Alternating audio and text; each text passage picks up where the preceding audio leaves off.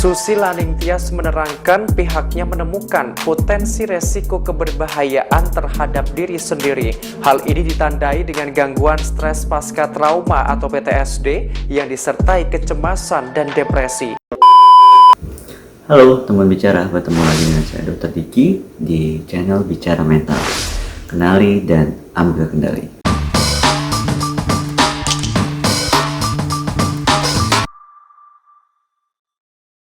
Ya, pada segmen Bicara Trending kali ini kita akan membahas topik yang sudah trending sekitar sejak 1 bulan yang lalu sampai sekarang mungkin masih trending ya, yaitu tentang penembakan Brigadir J.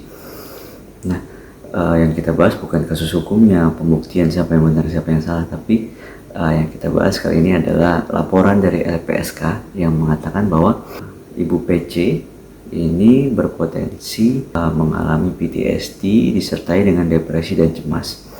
Sebenarnya hal ini tidak mengagetkan. Mengapa demikian? Mari kita bahas. Sebelumnya saya mau mengucapkan turut berduka cita atas meninggalnya Brigadir J. Semoga keluarga yang ditinggalkan diberikan ketabahan, dan turut prihatin juga dengan apa yang dialami Nyonya PC.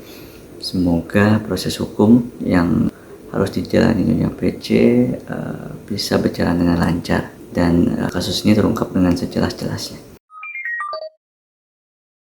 Nah, kita bahas kasusnya sedikit ya. Ini saya ambil dari berbagai sumber di media berita online. Koreksi saya kalau misalnya ada kesalahan. Jadi, menurut keterangan dari Irjen FS, kejadian awalnya dari peristiwa di Magelang, di mana Brigadir J ini melakukan pelecehan seksual kepada Nyonya PC. Benar tidaknya saya tidak tahu. Kemudian ini memantik kemarahan dari Irjen FS. Kemudian saat pulang ke Jakarta terjadi tembak-menembak pada tanggal 8 Juli 2022. Di sini belum juga dipastikan apakah benar terjadi tembak atau tidak. Yang pasti menurut berita Ibu PC ada di TKP. Jadi mungkin menyaksikan kejadian tersebut, apakah itu penembakan atau tembak-menembak. Kemudian sampai saat video ini dibuat, Ibu PC menjadi saksi kunci. Kemudian Ibu PC belum mau berbicara mengenai kejadian itu.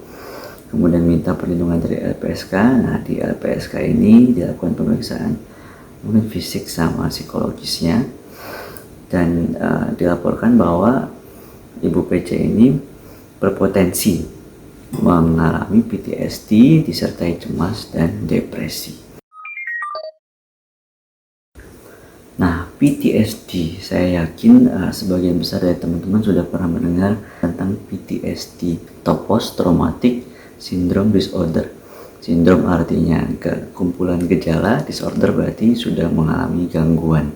PTSD merupakan gangguan yang bisa dialami oleh seseorang setelah mengalami suatu kejadian yang traumatik atau penuh tekanan atau stressful. Nah, kejadian apa saja sih yang termasuk kejadian yang traumatik dan stressful? Contohnya adalah menjadi saksi atau terlibat dalam peristiwa kecelakaan atau kriminal, perang atau penyerangan, diculik, bencana alam, didiagnosis penyakit yang mengancam jiwa, atau siksaan fisik, atau pelecehan seksual. Nah, seberapa banyak sih orang yang mengalami PTSD? Nah, prevalensinya ini ada di angka 8%. Selain itu ada sekitar 5-15% yang mengalami PTSD tapi yang subklinis. Jadi tidak sampai memenuhi kriteria diagnosis dari PTSD. Nah, ini terjadi pada 10% wanita dan 4% pada pria. Biasanya PTSD ini tidak berdiri sendiri, jadi ada penyakit-penyakit yang menyertainya atau komorbiditasnya. 2/3 pasien PTSD ini juga didiagnosis paling tidak 2 gangguan lain. Contohnya depresi, penyalahgunaan zat, cemas, dan bipolar. Nah, dalam kasus Ibu PC ini, laporan LPSK juga mengatakan bahwa berpotensi PTSD disertai cemas dan depresi. Jadi masuk ya teorinya ya. Nah, apa sih yang menyebabkan PTSD ini? Ada banyak faktor yang menyebabkannya dan faktor-faktor ini tidak bisa berdiri sendiri. Nah, faktor yang pertama adalah faktor stresor. Stresor ini adalah penyebab utama PTSD, tapi tidak semua orang yang mengalami kejadian traumatik ini akan berkembang menjadi PTSD, karena stresor sendiri tidak bisa menyebabkan PTSD. Jadi harus diperhatikan faktor lainnya seperti faktor genetik dan faktor psikososial yang terjadi sebelum dan setelah kejadian traumatik. Contohnya korban bencana alam kadang-kadang bisa lebih menghadapi tekanan karena dia merasa tidak sendirian. Ada banyak juga yang mengalami hal serupa dengan dia. Nah, berikutnya adalah faktor resiko. 60% pria dan 50% wanita setelah diteliti pernah mengalami kejadian traumatik yang signifikan. Tapi prevalensi PTSD itu hanya 8%. Jadi sebagian besar orang yang mengalami kejadian traumatik tidak berkembang menjadi PTSD. Jadi ada faktor-faktor resiko yang mempengaruhi. Faktor resikonya antara lain trauma masa kanak, gangguan kepribadian seperti gangguan kepribadian ambang, dependent, paranoid, dan antisosial. Faktor resiko yang ketiga adalah support system yang kurang. Kemudian perempuan itu lebih berpotensi. Kemudian kerentanan genetik terhadap gangguan mental. Ini maksudnya adakah riwayat keluarga yang pernah mengalami gangguan mental, perubahan hidup dalam waktu dekat, misalnya dia baru pindah sekolah, baru pindah kerja, atau baru menikah, atau baru bercerai, dan lain sebagainya. Kemudian penggunaan alkohol dalam waktu dekat. Berikutnya adalah faktor psikodinamik. Nah, model psikodinamik PTSD ini berhipotesis bahwa trauma atau kejadian traumatik ini telah mengaktifkan kembali konflik psikologis yang sebelumnya sudah ada, namun belum terselesaikan. Menurut Freud, konflik yang sudah ada sebelumnya secara simbolis dibangkitkan kembali oleh peristiwa traumatis yang terbaru. Kemudian faktor kognitif behavioral atau kognitif perilaku. Di sini ada dua model. Yang pertama model kognitif yang menyatakan bahwa penderita PTSD ini tidak dapat memproses atau merasionalkan peristiwa traumatik yang terjadi pada dirinya. Mereka terus mengalami stres dan berusaha untuk mencegahnya dengan cara menghindari kejadian-kejadian yang mengingatkan tentang peristiwa traumatik tersebut. Contohnya, menghindari tempat kejadian atau menghindari orang-orang yang berhubungan dengan kejadian tersebut. Kemudian model yang kedua adalah model perilaku atau behavioral. Nah, di sini ada dua fase. Fase yang pertama adalah peristiwa traumatiknya yang menjadi unconditioned stimulus atau stimulus awalnya. Kemudian terjadi respon takut. Nah, ini dipasangkan dengan stimulus yang conditioning yang menjadi pengingat traumanya secara fisik ataupun mental. Contohnya pada kejadian kecelakaan lalu lintas, misalnya kejadian kecelakaannya itu merupakan stimulus awalnya atau unconditioning stimulus, dipasangkan dengan misalnya mobil warna biru misalnya, karena yang menabraknya itu mobil warna biru. Nah, pada fase kedua terjadi pembelajaran di mana mobil birunya ini atau stimulus yang conditioningnya yang terkondisi ini membuat penderita PTSD ini menjadi ketakutan karena mengingatkan kepada peristiwa traumatik sebelumnya, sehingga pasien menjadi merespon dengan menghindar. Jadi apa saja sih gejala dari PTSD dan bagaimana cara mendiagnosisnya? Tapi teman-teman tetap jangan self-diagnosis ya. Jadi menurut PPDKJ3, kriteria diagnosis dari PTSD ini adalah yang pertama, diagnosis ini bisa ditegakkan bila gangguannya timbul dalam kurun waktu 6 bulan setelah kejadian traumatik. Bisa saja di atas 6 bulan, tapi gejalanya ini harus khas. Jadi gejalanya adalah harus didapatkan bayang-bayang atau mimpi-mimpi dari kejadian traumatik tersebut secara berulang-ulang atau flashback. Bisa juga terjadi gangguan otonomi, gangguan afek, atau perilaku, tapi semuanya ini tidak khas. Nah, kriteria diagnosis yang lebih lengkap bisa kita lihat di DSM-5. Kriteria diagnosis PTSD di DSM-5 untuk usia di atas 6 tahun. Yang pertama adalah paparan. terhadap ancaman yang nyata berupa ancaman tentang kematian, cedera serius, atau kejahatan seksual.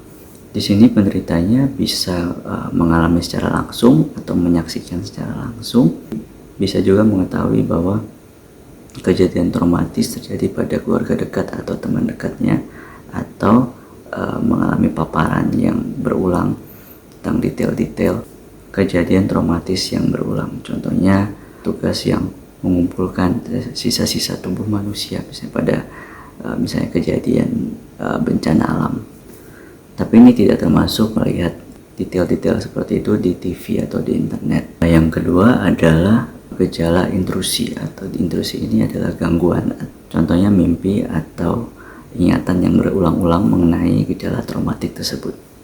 Gejala yang ketiga adalah penghindaran terhadap stimulus yang berhubungan dengan kejadian traumatik tersebut. Yang keempat adalah perubahan negatif dari kognisi dan suasana perasaan yang terkait dengan peristiwa traumatis.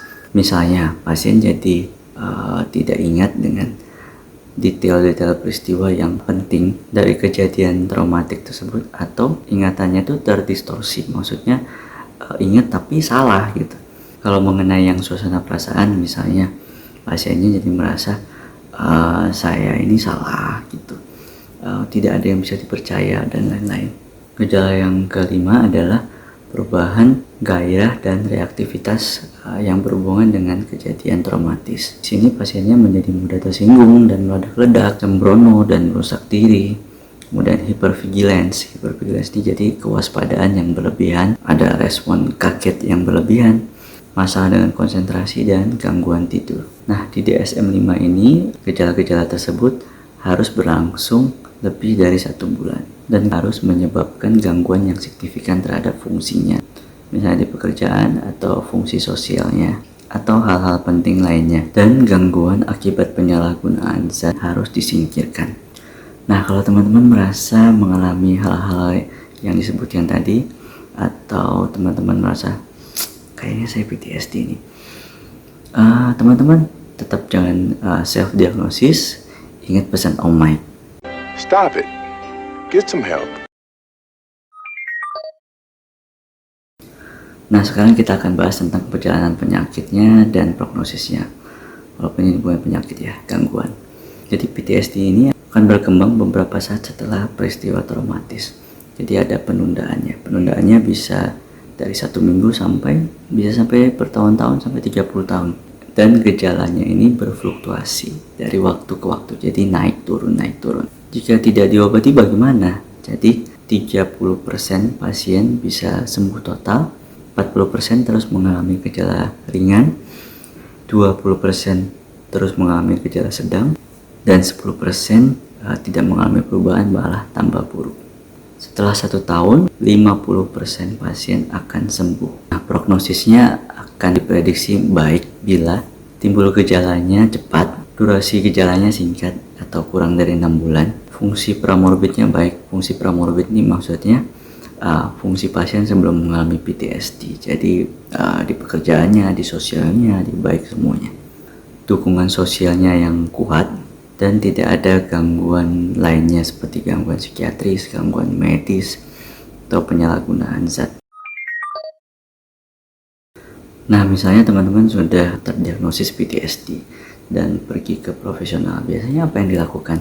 Nah, pendekatan utamanya adalah untuk mendorong dan mendukung pasien untuk mendiskusikan kejadian traumatik tersebut dan edukasi untuk mekanisme copingnya. Nah, untuk mendorong orang bercerita tentang kejadian traumatis ini tidak gampang. Jadi penting untuk mengizinkan pasien PTSD ini untuk menceritakan dengan kecepatannya sendiri. Jadi mungkin harus sabar. Menekan seseorang untuk menceritakan kejadian traumatis yang dialaminya justru akan memperberat PTSD-nya.